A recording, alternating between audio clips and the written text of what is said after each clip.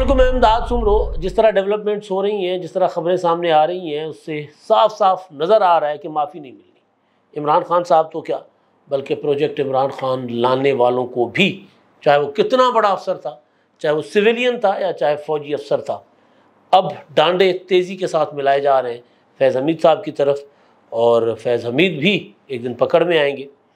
پرویز الہی صاحب کی میں نے بات پچھلے ویلاگ میں آدھی چھوڑ دی تھی، صرف وہ جو کہہ رہے تھے کہ جی میں تو تیار ہوں پریس کانفرنس کرنے واسطے، کوئی کراوے تھے صحیح، کیوں نہیں پرویز الہی صاحب سے پریس کانفرنس کروائی جا رہی؟ سوال ہے سب سے اہم۔ وہ کہہ رہے ہیں جی میں 10 دنوں سے ایک ہی میرے پاس شلوار قمیض ہے، وہی میں اندر جیل کے اندر کھولی کے اندر دھوتا ہوں، وہی پہنتا ہوں، دوائیاں نہیں دی جا رہی، گھر والوں سے ملنے نہیں دیا جا رہا۔ کیوں جی اتنا خصوصی سلوک چودھری پرویز الہی صاحب کے ساتھ کیوں کیا جا رہا ہے؟ اور پھر سوچیں کہ جب عمران خان صاحب گرفتار ہوں گے تو پھر ان کے ساتھ کیا سلوک ہوگا؟ اصل سوال جو ہے وہ یہ ہے، پرویز الہی سے کیوں پریس کانفرنس نہیں کروائی جا رہی؟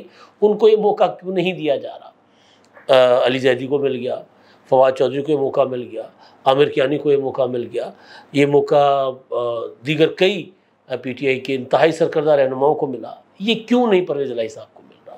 سب سے اہم سوال ہے نا۔ تو لیکن پہلے پروجیکٹ عمران خان اور ایک جو اپنا وزیر داخلہ رانا ثناءاللہ صاحب، ان کی بھی آج کی جو اپنا ہے انکشافات ہیں عمران خان صاحب کے حوالے سے، وہ بھی بڑے خطرناک ہیں۔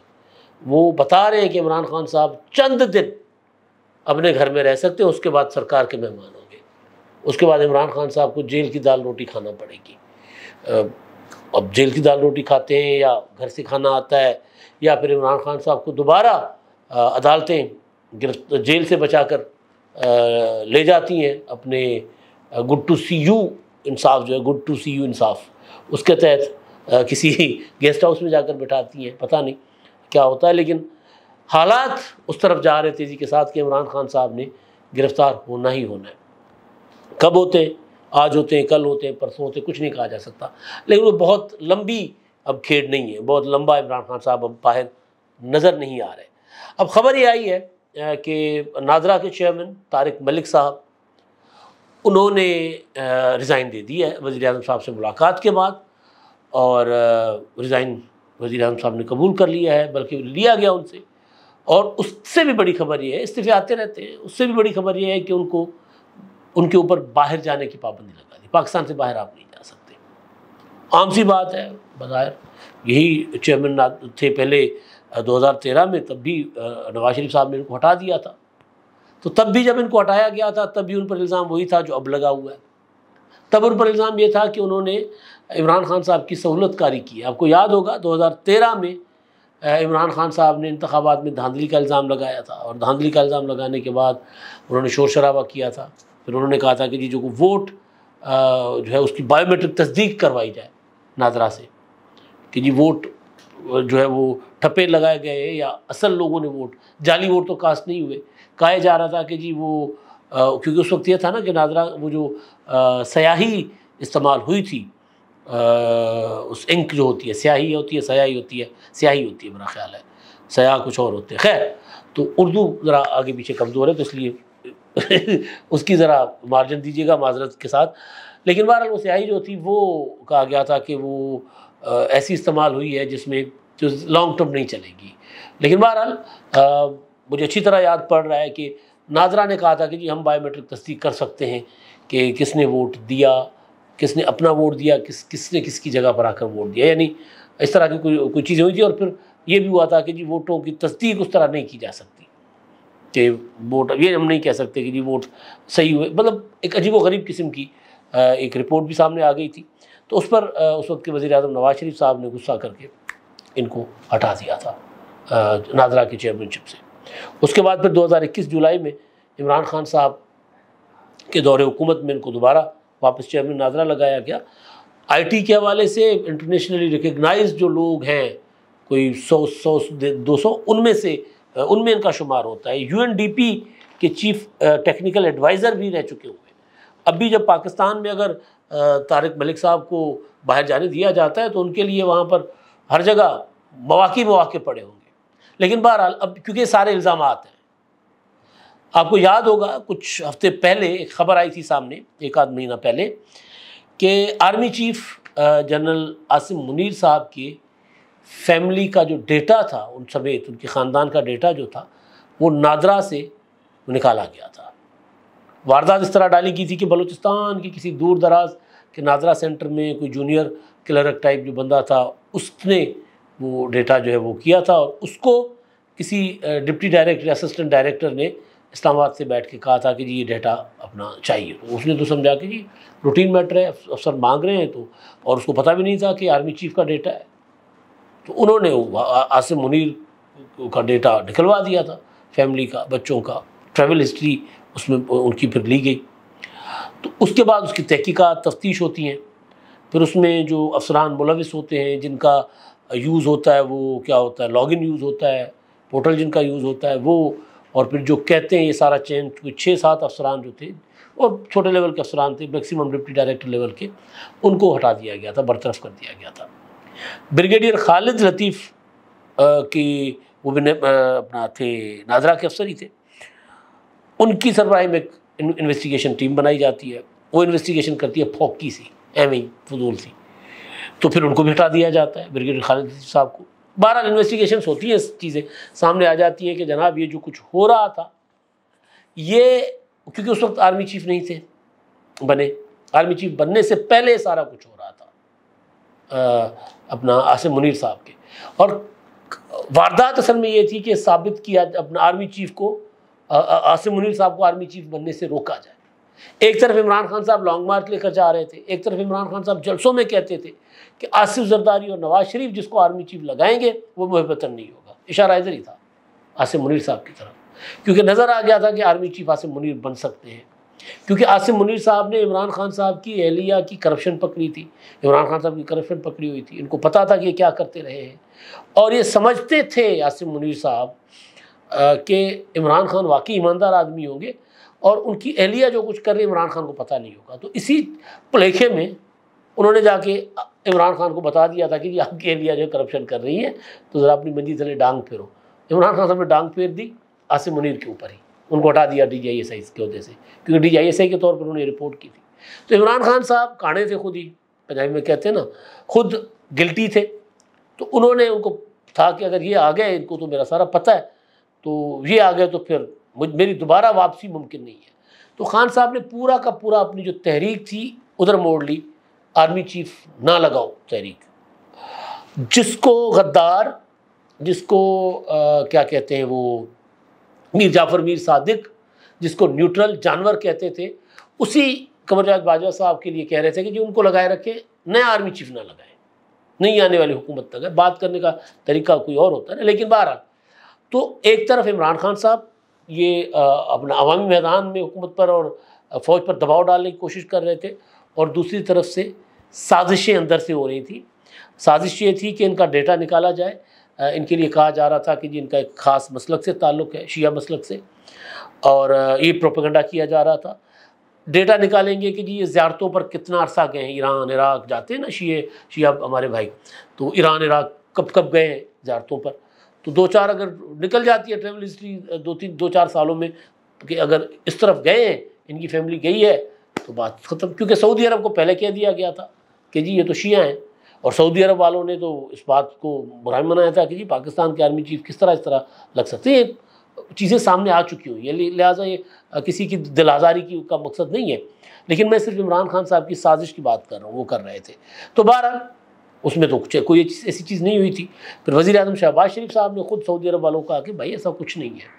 وہ پھر کہتے ہیں کہ آرمی چیف صاحب جب خود گئے سعودی عرب تو انہوں نے شہزادہ محمد بن سلمان سے عربی میں باتیں کی، تو معاملات ان کے پھر وہ جو سازش تھی وہ ساری کی ساری سازش، یعنی آرمی چیف لگنے سے پہلے ہی وہ ناکام ہو چکی ہوئی تھی۔ لیکن یہ جو کچھ ہو رہا تھا اس کے پیچھے شک ظاہر کیا جا رہا ہے کہ ایک طرف فیض حمید صاحب کا دوسرا نیٹ ورک، اچھا یہ جو جولائی میں لگے تھے نا، فیض حمید صاحب کی سفارش پر لگے تھے 21 جولائی 2021 کو، یہ جب ان کو دوبارہ لگایا گیا تھا جولائی 2021، 21 جولائی نہیں، جولائی 2021، تو یہ فیض حمید صاحب کی سفارش پر فیض حمید صاحب لائے تھے، یہ کہا جاتا ہے، یہ الزام ہے۔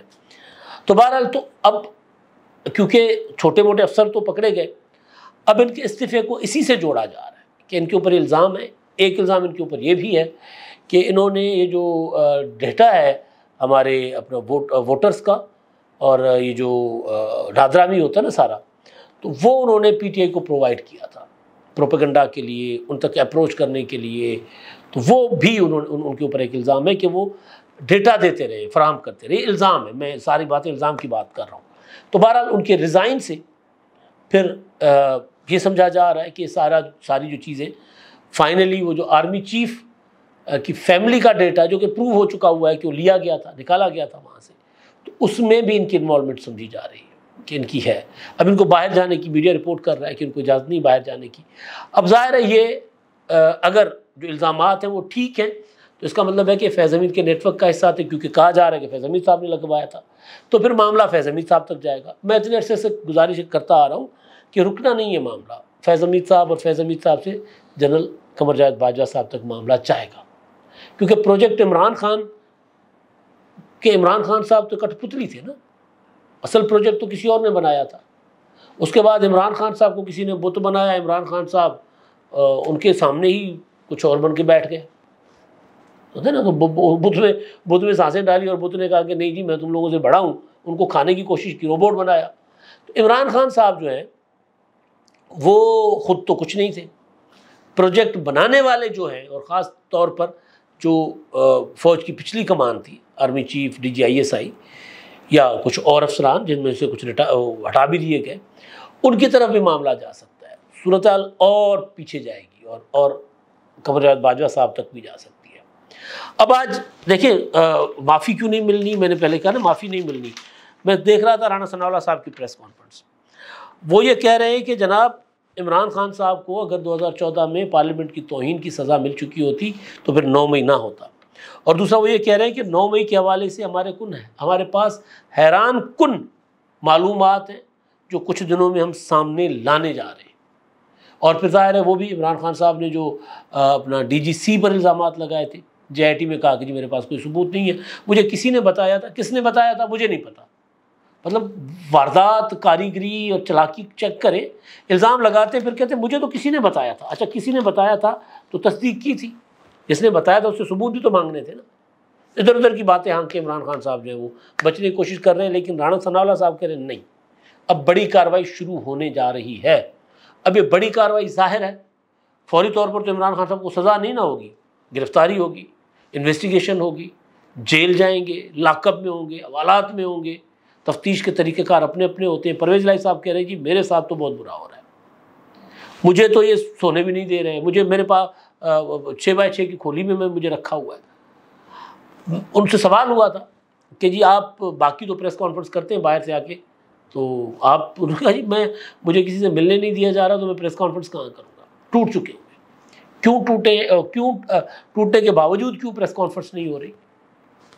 پرویز الہی صاحب پروجیکٹ عمران خان صاحب کو آخری سال جو ہے نا وہ اس کا بڑھانے والے کے مین کلپریٹ ہیں، جن کی نظر میں بھی ہیں. پرویز الہی صاحب نے عمران خان صاحب کا اس وقت جا کر عمران خان کو جوائن کیا تھا جب پنجاب میں عثمان بزدار کی سرکار کی جگہ اتحادی حکومت بننے جا رہی تھی. پرویز الہی صاحب ادھر چلے گئے، پنجاب لے لیا. پنجاب لے کر پھر انہوں نے عمران خان صاحب کو یہ موقع فراہم کیا کہ وہ زمان پارک میں بیٹھ کر وہ لوگوں کے ذہنوں میں زہر بھرے فوج کے خلاف، اور عمران خان نے بھرایا اپنے مخالفین کے خلاف. تو پرویز الہی صاحب کو پریس کانفرنس نہیں کروانی. جس دن گرفتار ہوئے تھے اس دن میں نے یہ گزارش کی تھی کہ پرویز الہی کے لیے بھی کا بھی نمبر اتنے ہی ہیں جتنے عمران خان صاحب کے ہیں. تو اگر عمران خان کو معافی نہیں ملنی تو پرویز الہی صاحب کو بھی نہیں ملنی. اب آخری چیز جو ہے وہ سمندری طوفان بپر جوائے سائیکلون. میں نے 1999 میں سائیکلون کور کیا ہے جو 99 کا تباہ کن سائیکلون آیا تھا. اس میں ہم تو ظاہر ہے سائیکلون کے تھمنے کے بعد ہی بندہ پہنچتا ہے نا. حیدرآباد میں جرنلزم کرتا تھا، ہم گئے تھے، میں تھا، میرا دوست مرحوم شکیل بچانی، پھر ہمارے فوٹوگرافر علی رضا صاحب تھے، علی رضا سومرو، ابھی بھی وہ ماشاءاللہ بڑے دبنگ انداز میں حیدرآباد میں پھر رہے ہوتے. ہم لوگ گئے تھے اور کوئی چیز سلامت نہیں تھی. ظاہر ہے سائیکلون ہے، سمندری طوفان ہے، پانی نہ بھی آئے تو ہوا کوئی چیز نہیں رہنے دیتی. میلوں تک آباد بستیاں جو ہے نا برباد ہو گئی تھی، کچھ بھی نہیں بچا ہوا تھا۔ گزارش کرنے کا مطلب صرف یہ ہے کہ سائیکلون کے لیے جو وارننگ ہمارے مختلف ڈپارٹمنٹس دے رہے ہیں، لوگ اس پر کان دھریں۔ کراچی شہر انتہائی بڑے خطرے میں ہے۔ کراچی شاید سمندر کی لہریں نہیں آئیں گی کراچی میں، لیکن ہوائیں آئیں گی، بل بورڈ جو حشر کریں گے۔ میں نے پہلے بھی بتایا تھا کہ مشرف کے زمانے میں 100 سے زیادہ لوگ ہلکی پھلکی ہواؤں سے جو ہے وہ ہلکی پھلکی سے مراد کہ یہ جو سائیکلون کے سامنے وہ ہلکی پھلکی ہوائیں ہوں گی، 100 سے زیادہ لوگ جو ہے وہ مر گئے تھے، ہلاک ہو گئے تھے۔ تو لوگ ادھر ادھر کی باتیں کرتے ہیں کہ جی سائیکلون نے رخ بدل دیا، یہ کر دیا، وہ کر دیا۔ اللہ کرے رخ بدل دیا ہے، اللہ کرے اس طرف نہ آئے، اللہ کرے کسی طرف بھی نہ جائے، تھم جائے۔ بعض اوقات ایسا بھی ہوتا ہے کہ وہیں تھم جاتا ہے، ڈھیر ہو جاتا ہے، وہیں ڈھیر ہو جائے سمندر کے اندر، سائیکلون سمندر کے اندر غرق ہو جائے۔ لیکن اگر اس نے آنا ہے کسی بھی طرف، چاہے وہ سندھ کے ساحلوں پہ جاتا ہے، چاہے گجرات کے ساحلوں پہ جاتا ہے، نقصان ہوگا بہت زیادہ۔ لہٰذا ساحلوں سے دور رہیں، سمندر سے دور رہیں، بہت دور چلے جائیں، کیونکہ لوگوں کو اکسا رہے ہیں کہ نہیں نہیں نہیں کچھ نہیں ہونا، کچھ نہیں ہونا۔ دیکھو جی سرکاری کیمپوں میں جاؤ گے کچھ نہیں ملے گا کھانے پینے کو، پتہ ہے سرکاری کیمپوں میں عذاب ہوتا ہے، پناہ گزین ہونا کوئی اچھی چیز نہیں، مطلب اذیت ہوتی ہے، کسی کیمپ میں جا کر رات گزارنا اذیت ہوتی ہے۔ میں نے اپنی اس چھوٹی سی زندگی میں کوئی 2-3 سیلاب جو ہے وہ اس میں کیمپوں میں تو نہیں گزارے، لیکن دیکھے ہوئے کس طرح اذیتیں ہوتی ہیں، اس میں اذیت ہوتی ہے، لیکن زندگی بچ جاتی ہے، جان بچ جاتی ہے۔ جانوں کو محفوظ رکھیں۔ گھر اگر سائیکلون آ گیا تو جب گھر درخت کوئی چیز نہیں بچے گی تو سوچیں انسانوں کا کیا حشر ہوگا۔ پرندے وہ میلوں دور تک میں نے دیکھے تھے 99 میں، میلوں دور تک سینکڑوں پرندے، اور وہ بھی اتنے چھوٹے پرندے نہیں، بڑے بڑے سمندری پرندے ہوتے، میلوں دور تک ان کے پرندے مرے پڑے ہوئے تھے۔ احتیاط کریں اور کسی اور کی خبر پر کان نہ دھریں، جو سرکار کہہ رہی وہ کریں۔ اب تک کے لیے اتنا ہی، اللہ حافظ۔